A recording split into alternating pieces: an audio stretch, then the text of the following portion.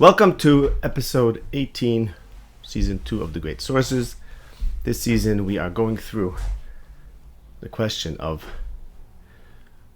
whether and under what circumstances it's appropriate for us to live in Eretz Yisrael. Today's shir is called The Theology of History, from Revelation to Exile and on to Redemption.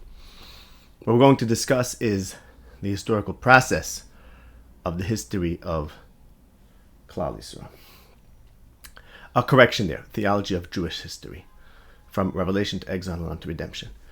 So this year is directly dealing with something that we discussed last week. To review first what we discussed last week, we spoke about Rabbi Yochanan's Shita, that the great trial in the end of Shir Hashirim of whether Klal Yisrael is a choima or not was actually, according to Rabbi Yochanan, was actually passed, meaning we were a choima, we were faithful to Hashem. According to Rabbi Yochanan, the choima in the trial in the end of Shir Hashirim, the question is, will we be faithful to Hashem in Galus and not do Avodah Zarah? In fact, we were faithful to Hashem in Galus. We didn't do Avodah Zarah. And yet the Shekhinah didn't return by Sheni. And what we explained last week was that we didn't do Avodah Zarah in Galus, but we avoided doing Avodah Zarah in a very specific way, which is by being mevatel the Yitzur Avodah Zarah. And therefore, the Shekhinah doesn't return, because along with the Yitzur Avodah Zarah comes Nevuah. Furthermore, when you don't have the Yitzur Avodah Zarah, all the nations are invited to serve Hashem, just as we do. And that's because, as we discussed, Nevuah and the Yitzur Avodah Zarah are based on a relationship with Hashem that's predicated in experience. It's based on experience, meaning we know Hashem as He is apparent within our history. That's the idea of Anochi Hashem Elokecha Asher Hotzeisicha me'eretz Mitzrayim. That is our connection to Hashem. When that's the case, when that's the paradigm of how we serve Hashem, there's a risk of serving Elohim Acherim,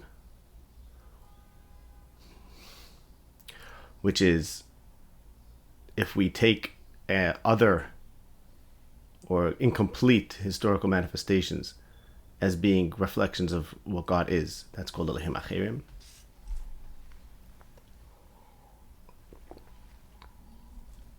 But Nevuah is also possible. Nevuah, rooted in reality, intangible reality, is also only possible when we have that kind of relationship to Hashem. We'll call that the relationship of Das Hashem. Since we were mevatel Das and mevatel the Yitzur Avodah Zarah, now our relationship to Hashem is purely, let's call it in the mind, since the Bittul Yitzur Avodah Zarah, meaning intellectual, not tangible and experiential. And these are obviously shorthands for ideas that really require a lot to explain and understand fully. Because we made that kind of relationship to Hashem, therefore the Shekhinah didn't return, therefore all the nations are invited. Meaning, if our connection to Hashem is not based on our unique experience, then there's no difference between us and anyone else in terms of serving Hashem. Simple as that. And the question we talked about last week was, well, according to Rabbi Yochanan, once we initiated this tkufa, this era of serving Hashem not through our own unique connection to Him, once we initiated an era where there's no difference in terms of Avodas Hashem between Yisrael and Amim, and everyone's invited, then why would we say, is it true that we have to go back to Eretz Yisrael,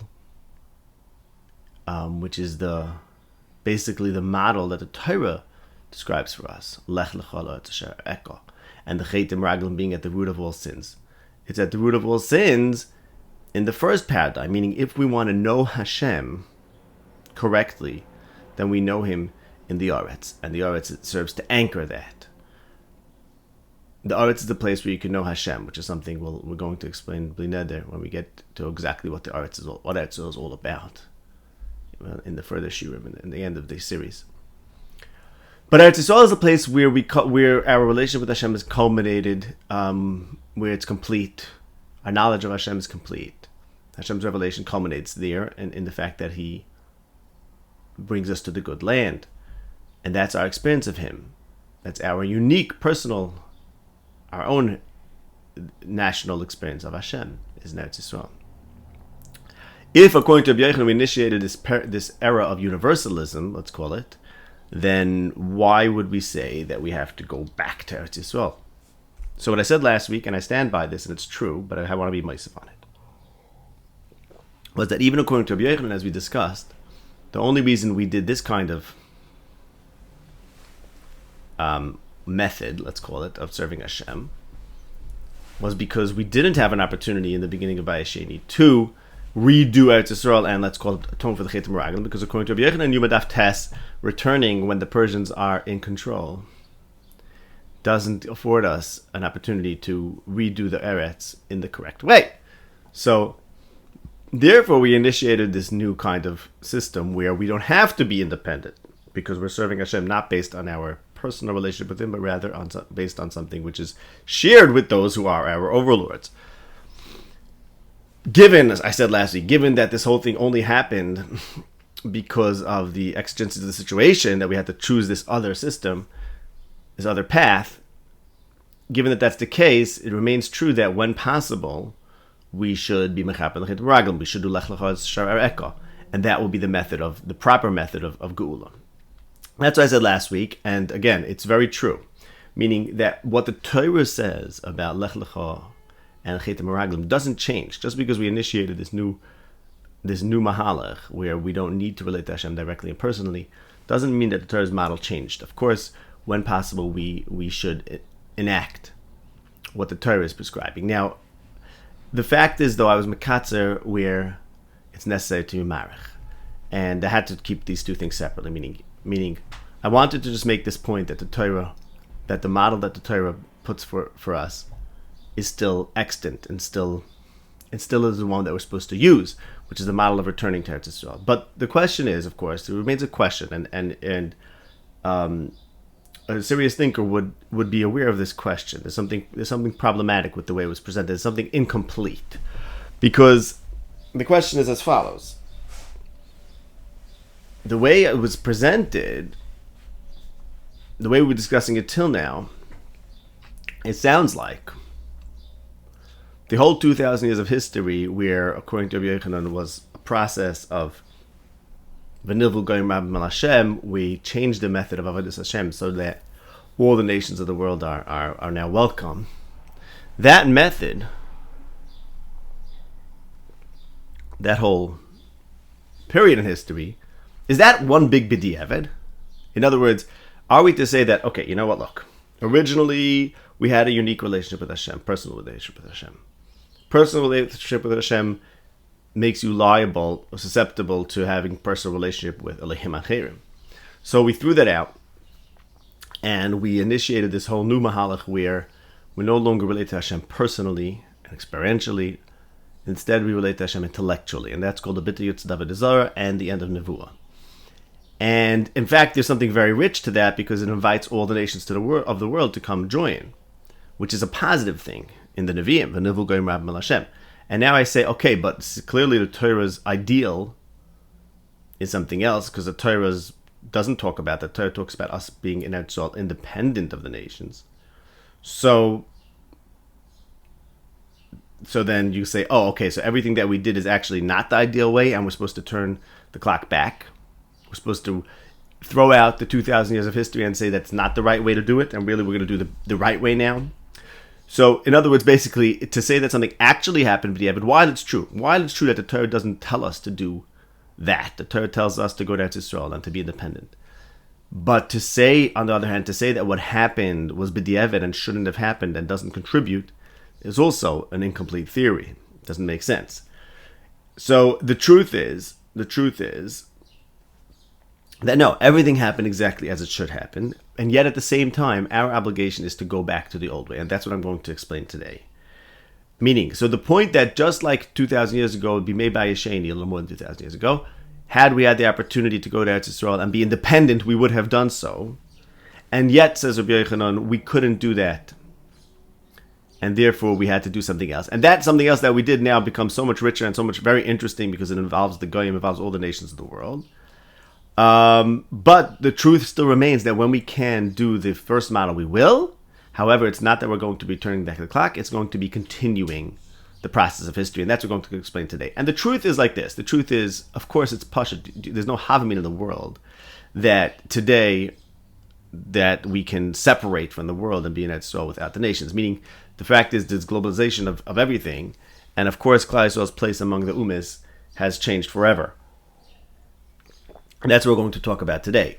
There's no turning back the clock. Although the Torah is la'olam, Torah is la'netzach, and the Torah's description of us going to Eretz Yisrael is la'netzach, and like I said, we are supposed to live up to what the Torah wants from us, which is to go to Eretz Yisrael and be independent. The nature of our going to Eretz Yisrael is going to be different based on the fact that there were 2,000 years of Bittul Yitzhak Avodah Zarah, 2,000 years of sharing and Avodah Hashem with all the nations. And that's what we're going to discuss today. To understand the imik of this, so last week I left it, I wanted just to say the point, which is that don't take Rabbi Yochanan as saying, throw the Torah out the window and forget about Lech Lecha La'aretz Shareka being the center of the Torah, forget about the Meraglim being the central chait, and now we just have this new thing. No, it doesn't work that way. Today, that's where I left it last week. What I want to do today is explain to you, well, why not? Why indeed not? Why indeed, if Rabbi Yochanan initiated this new mahalach, or not Rabbi Yochanan, if Rabbi Yochanan holds in the Bayis Sheni, we initiated this new mahalach, where we don't have to know Hashem directly, how is that going to turn into, or turn back into, us being independent in Eretz Yisrael? That's the question I want to talk about today. And to understand this, we have to understand the secrets really of Geula and Golus, meaning the whole history, Jewish history, the history of the Jewish people. How is the divine plan? What is the divine plan that's working its way and revealing itself through the Jewish history? Meaning this whole period of us having Nevuah, knowing Hashem, and then the period of Galus that we're in, and then the period of Gula follows it. What is the explanation of this movement between one period to another period and back? It would seem back to a period, but yet it's going to be better in some ways, as we know. You might say Mashiach. What is that like? What is that? What is the progress there, and why does it have to happen in that way? Now, what I'm going to do today is I'm going to tell you things basically like Halacha Moshe Sinai, and it's not because I want to do that. That's actually because if we went through the sources for this and really started from scratch, it would take probably 10, 15 shurim, and it would take us way beyond what we're focused on in this series. To me, it's one of the most important things in the world, this whole question, and it's certainly important and material for another series. I did speak about it in numerous places, and I wrote about it in numerous places. So if you're interested in knowing the sources, I'm going to give you today is just the ideas, and we're going to leave it. We're moving on. After today, we're moving on to the next segment in this series, which is about the mitzvah tluyas ba'aretz and whether they pose a challenge. So today, I'm just going to leave you with this. If you want to study this further and understand the sources for this super important matter, in the source sheets, I have some sources of some shurim that I said about it in the Great Sources season 1, and also a few places in my Sfarim, in my Sefer Mishnas Yaakov, where I discuss it. So that's if you want further sources. Now I'm just going to tell you the facts as they are. Yetzias Mitzrayim initiated the period of Nevuah, which lasted for 1,000 years. That's the period of Das Hashem. That's a period where we experience Hashem. After that comes Galus. After that came Galus. Remember, Galus means the end of Nevuah. The Bayis Sheni is a footnote. I shouldn't say that. The Bayis Sheni is a detail. The Bayis Sheni is not the end of Galus. Galus is the end of Nevuah. So Galus means lacking Das Hashem.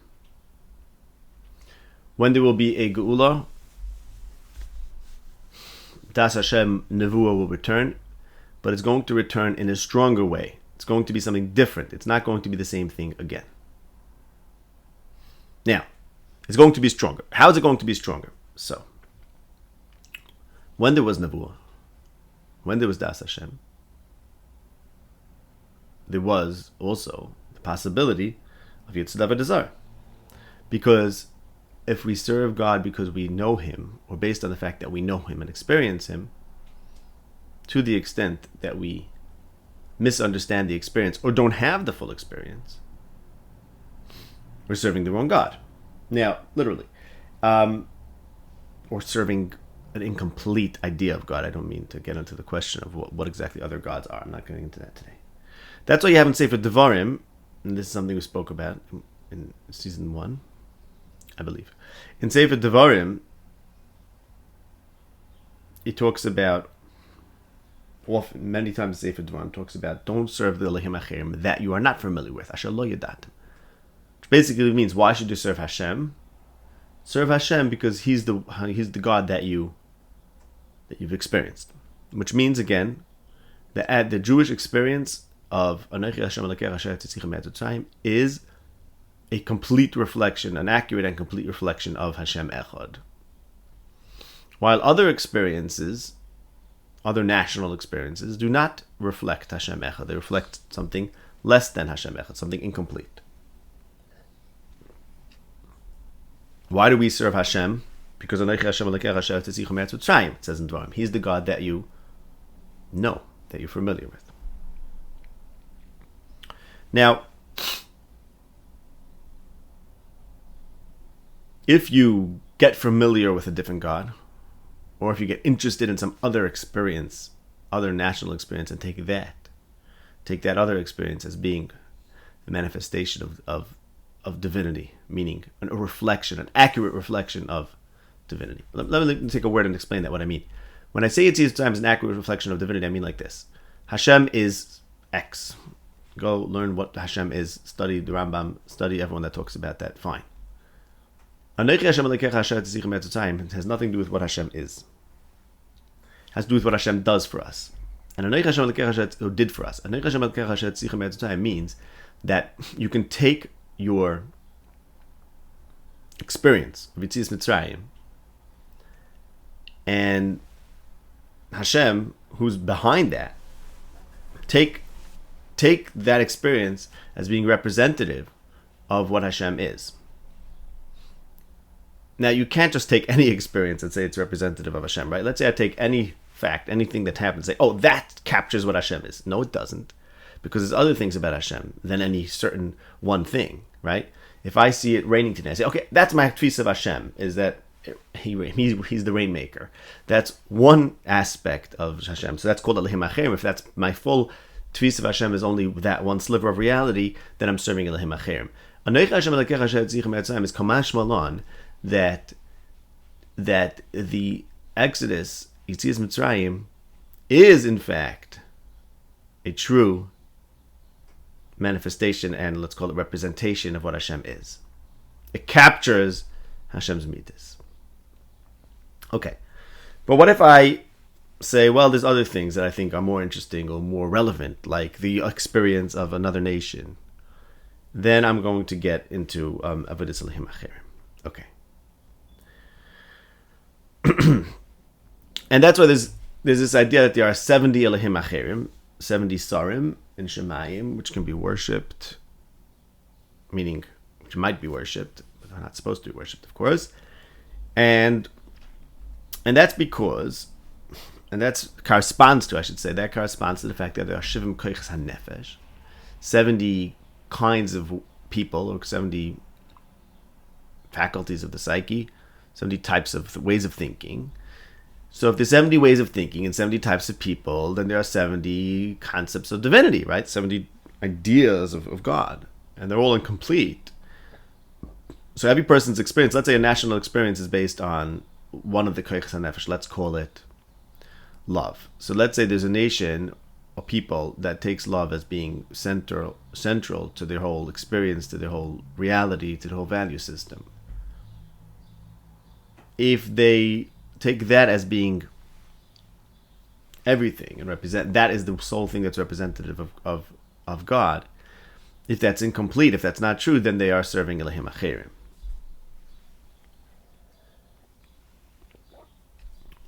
Now, the bitter Yitzhak Zara, as we discussed, once there's a bitul yitzud avodah zarah, all nations are invited to serve Hashem. Now, what does that mean? What does that mean? That means the bitul yitzud avodah zarah means, as we've been discussing, that Hashem is no longer he who does X, Y, Z, or he who we experienced in such and such a way. That's no longer how we relate to Hashem. Anochi Hashem Elokecha asher tzidcha me'atzayim, after the bitul yitzud avodah zarah, is no longer a complete, full, reliable, let's call it, for lack of a better word, event to use to relate to Hashem. It became irrelevant. Meaning, I shouldn't say irrelevant is too strong. It became unusable. It became unrelatable. And became the non-preferred path through which we know Hashem, is not the experience of Yetzias Mitzrayim. Similarly then, there's this whole shift in terms of how Hashem is served, how Hashem is known, to move beyond experience, to move beyond das. So then all the other nations are also invited, because the fact that they have different national experiences becomes irrelevant, because serving Hashem is no longer about our national experience.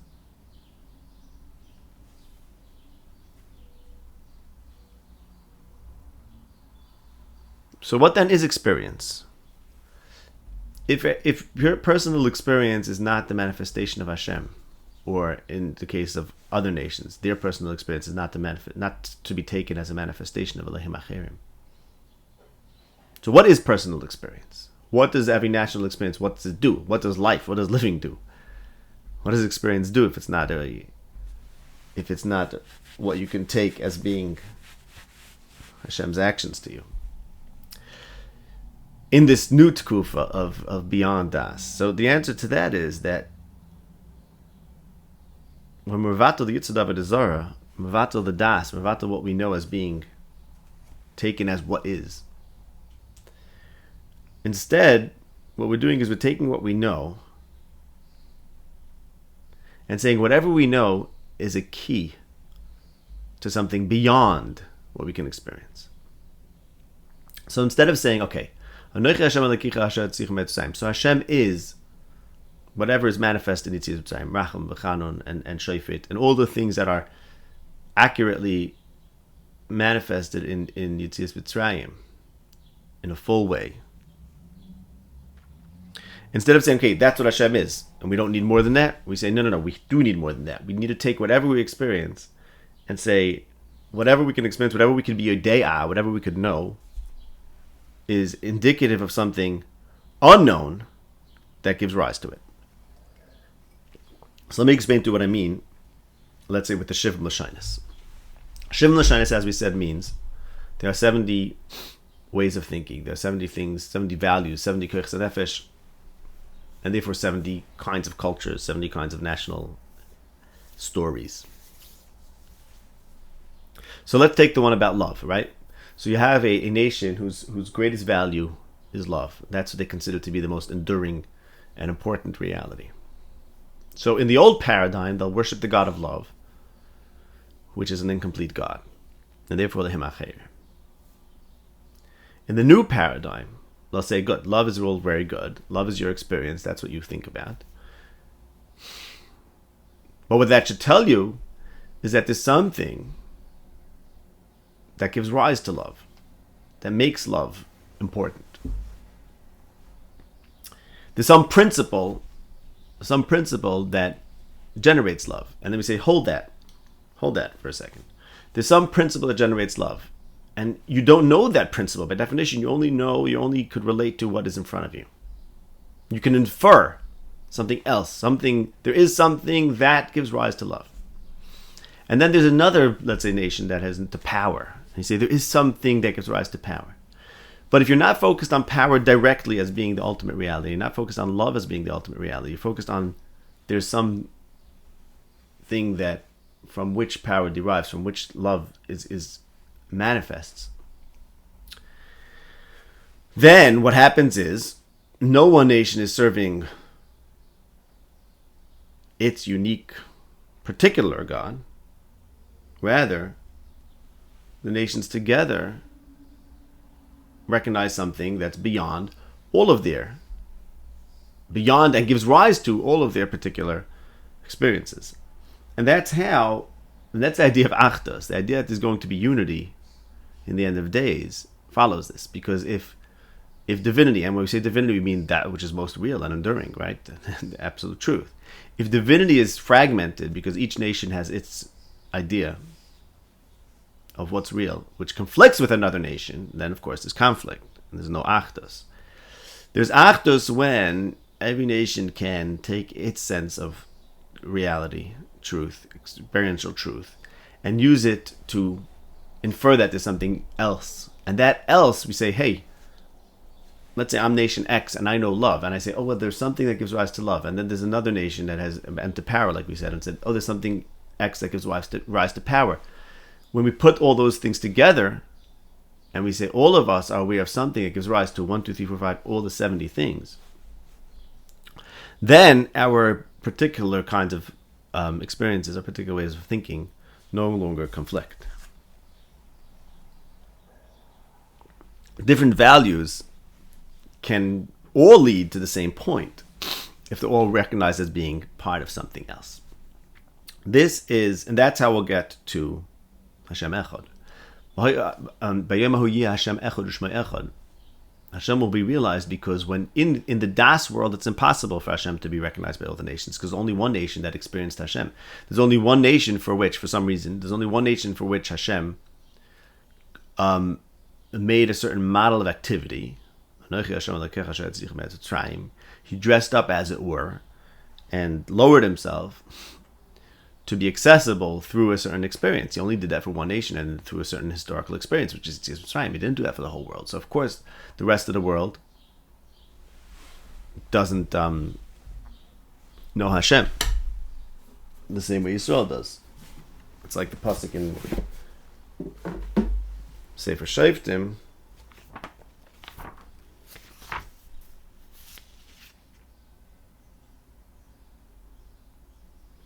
where Yiftach says to the king of Ammon, Hashem Elokei Yisrael gave us the Emori.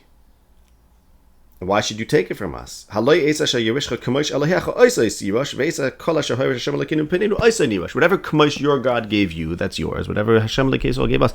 And that means something very real. It means that you got whatever your reality dictates that you should have in this world. And our reality is Hashem Elokei Yisrael.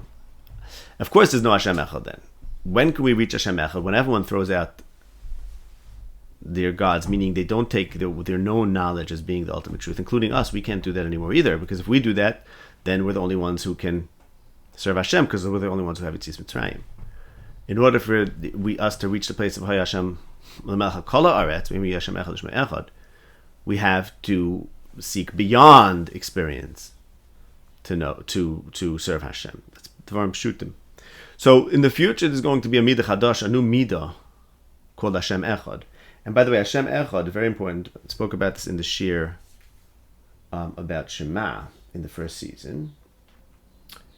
Hashem Elokeinu, Hashem Echad means, as Rashi says, and this comes from Chazal, this seems to be the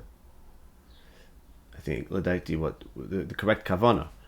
Hashem Elokeinu, Hashem who is currently our God and not the God of the nations, says Rashi, is going to eventually be Hashem Echad.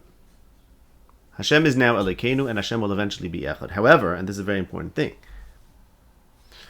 I think that when we say Hashem Elokeinu, Hashem Echad, see, the pasuk doesn't say Hashem Shehu Elokeinu Yihyeh Hashem Echad.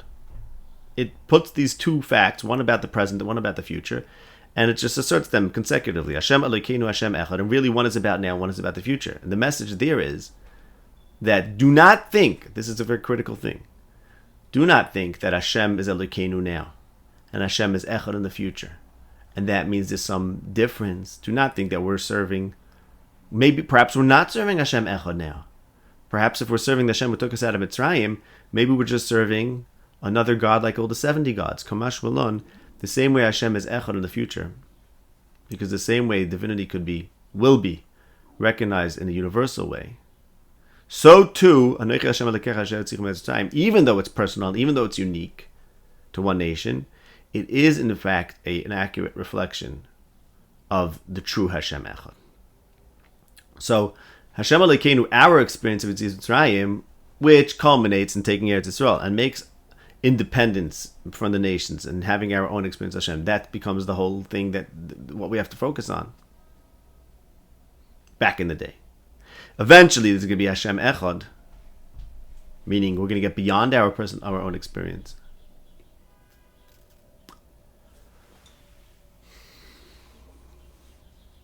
Those two are actually one and the same thing, meaning the experience of Yetzias Mitzrayim is the means to eventually reach the knowledge of true Hashem Echad, and actually Yetzias Mitzrayim does reflect Hashem Echad. Don't think that it reflects something less. It reflects Hashem Echad in a different way than is going to be known in the future, but it accurately does reflect it.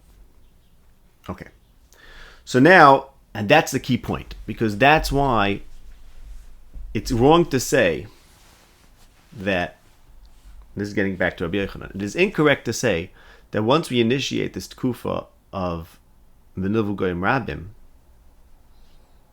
where Hashem is beyond being known by any particular nation with its particular experience, it's wrong to say that therefore we should never go back to the old model of Eretz Yisrael because we're onto something bigger and greater. The answer is we are onto something greater. We are indeed onto something greater. However,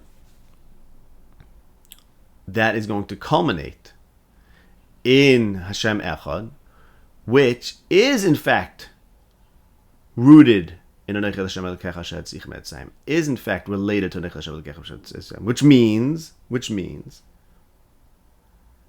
means, same way Klal Yisrael is in the center of Hashem's world in the first model, Klal Yisrael is in the center of Hashem's world even when the new model reaches its conclusion. Why? Because we learned Hashem Echad by Yetzias Mitzrayim, meaning we are the standard bearers of Hashem Echad, which was revealed in Yetzias Mitzrayim. And the Hashem Echad of the future is rooted in Yetzias Mitzrayim. It's not something new. And therefore, those who experience the Hashem Elokecha Asher Tzich Metzayim are the ones who are going to put into effect Hashem Echad. They're in the center of the world in the future, and therefore they're in Eretz Yisrael in the future, not because they're going to be separate from the nations, but because they are going to be organizing all the nations around the one idea that they experienced in the first Geula when they left Mitzrayim and came to Eretz Yisrael. This is, in a nutshell, the idea. There's so much oimek here, so much richness. It'll take books and shiurim and months to fully think about this and talk about this. What I want to give you now, though, is one source for this, which is in the Sefer Shari Eira, which is written in the language of Said, mostly. It's in the source sheet number 3. It's beautiful ideas, which I want you to see how what we're discussing is there.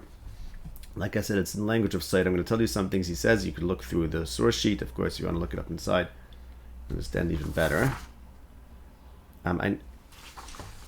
He talks about the kinuyim of Hashem.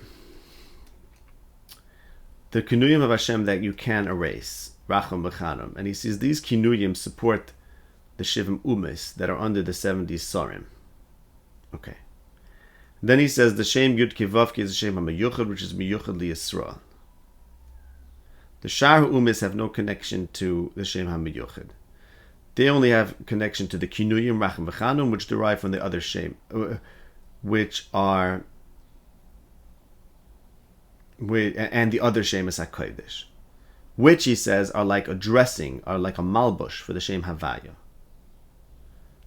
That means Hashem is Yud Kevavke, and he dresses himself in the other Shemis. That means the other Shemis are things that somewhat conceal Hashem. And those are the Shemis that the Sorei Umas have a connection to. And then he talks about the Sarim in heaven have a chelik in the arts in the place where they rule and one of the nations. Okay. Then he says, when Hashem appears in front of the nations, he appears only dressed. Which means, again, Shem HaMeyuchad, they don't know the Shem HaMeyuchad, they don't know Hashem's essence. They only know him as he appears dressed up in those midas. When Hashem stands with Klal Yisrael, he's like a king with his family. He'll take off his clothing.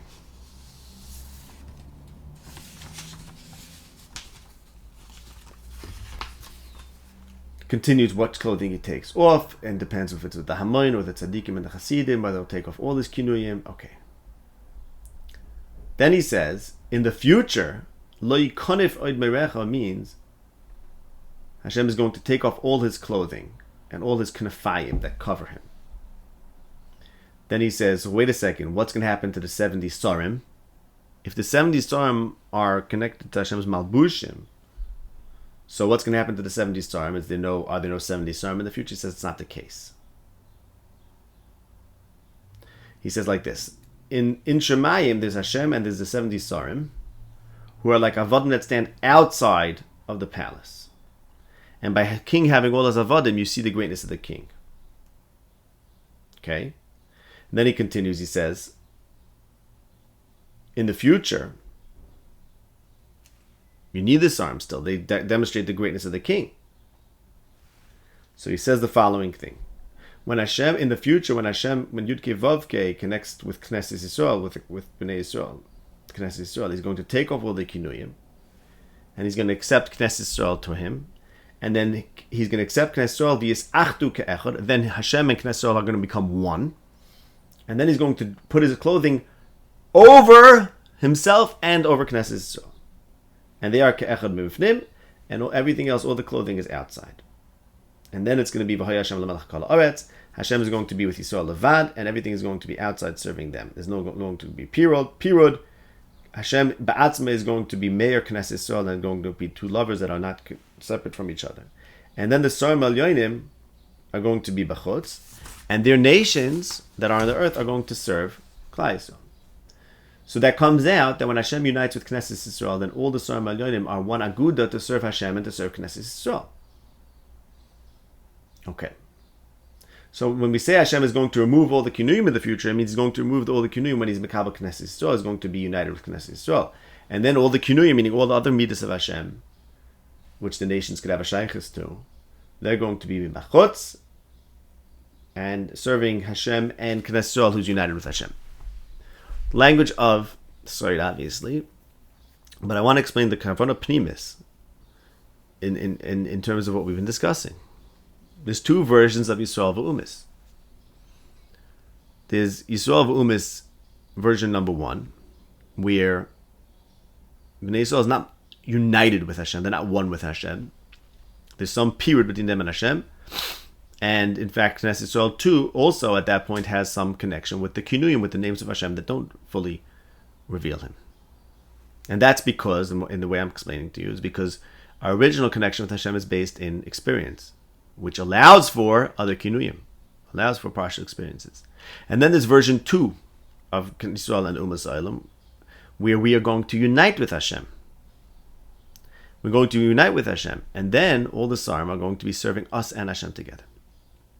So, my point in bringing this out is just that the Geula is not just everything going back to the way it was, and everything's fine. The Geula is something's going to be very different. And what's going to be specifically very different, the way it's described there in the Shari Eira, Shar Hey, maybe it's Shar Vav, I'll check, is that the way it's going to be different is that Yisrael is not going to be outside along with the Umis. Yisrael is going to be inside, and the Umis are going to be outside. The oimik of that, I think, is as I've explained, what I've been explaining to you today. I want to refer also to something which we said in last week's year, which now you can understand based on the Shari Eira. Last week's year we spoke about the Medrash in Tehillim that says we don't want the Geula of Basav Adam. We want Hashem to redeem us. We don't want Moshe, we don't want Daniel, we don't want Chashmonai, etc. So what about Mashiach? So I said, well, the Gemara says in Babasa that Mashiach is Nikra Shmosh Al Kodesh Baruch Hu. And that's exactly what the Shari Eira is saying, that there's going to be a merger in a sense. Of course, you have to understand what this means. And, don't think, obviously, it goes without saying, it doesn't mean anything Megushim. It means really what we're just talking, that there's going to be a unity between us and Hashem, because we're not going to take an event and say that God is that any specific event, like we did originally, because that allows, and of course that's the way it had to be. The progress of Jewish history is exactly what it had to be, meaning Hashem had to reveal himself to people through events, and then they could last with that for a certain time, and then there's something that goes beyond a specific event, a specific history. And once we get beyond that, we are united with Hashem. And that's what it means that tzaddikim adikim hashma shel Kadosh Baruch Hu, I think, and this goes along with what the Shari is saying, that it's going to be a unity between Knesset Yisrael and Hashem. Because we're no longer going to be focused on what we experience, we're going to be focused on what's beyond it. Okay, again, if you want to understand this better, look in those sources that I list in the source sheet. I have in the beginning, I have a few makairis if you want to understand this more. Linyonenu, what's important is to understand that Rabbi Yochanan's idea, that Rabbi Yochanan's shita, that history took this other path, and the path is now universalistic, the service of Hashem, does not mean that now there's a new method and we should forget the model of the Torah. Certainly not. Same way in Bayesheni, they would have done exactly what the Torah wants, meaning go to Israel and be independent. They would have done that if they could. Why? Because that's what the Torah teaches. So too, the Torah is still teaching that. A wonderful thing happened in between. Yeah, a wonderful thing happened in between.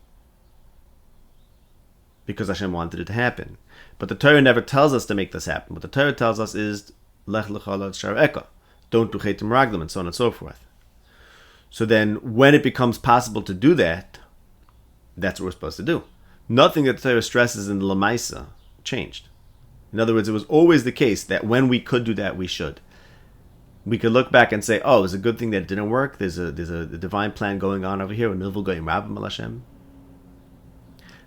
it doesn't mean we shouldn't do it when it works, because actually what we will do, going back to Israel and being separate from the Umis, is going to build on what happened in the last 2,000 years. It's not going to turn the clock back. No, certainly not. We are going to be in the center, but in a different way than we were. And like I said in the beginning of this year, chisalka daitach, that we're going to turn back the clock, or the world doesn't work like that anymore. There's no such thing as nations having such a unique national identity like it was back in the day. So obviously we're doing something else. But what we're doing is still informed by the model of the Torah, still informed by the same lech lecha, because the Torah is nitzchi, and the Torah is talking to us today also.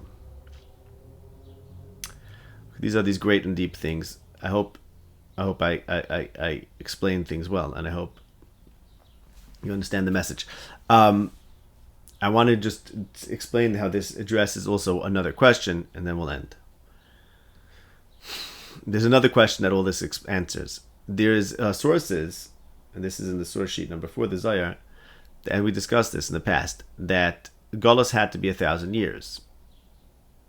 And then the Zohar says, this is the Zohar in Shmois Daf Yud Zayin, there's a decree of Golus for 1,000 years. If it lasts more than 1,000 years, it's because it's lo alpum gzeres malka. It's not based on Hashem's decree. It's only because they don't want to go back to him. So there's a mashmaz. Here you could argue, as I think we may have mentioned this, the Zohar says because they don't want to go back to him. It doesn't say not doing tshuva.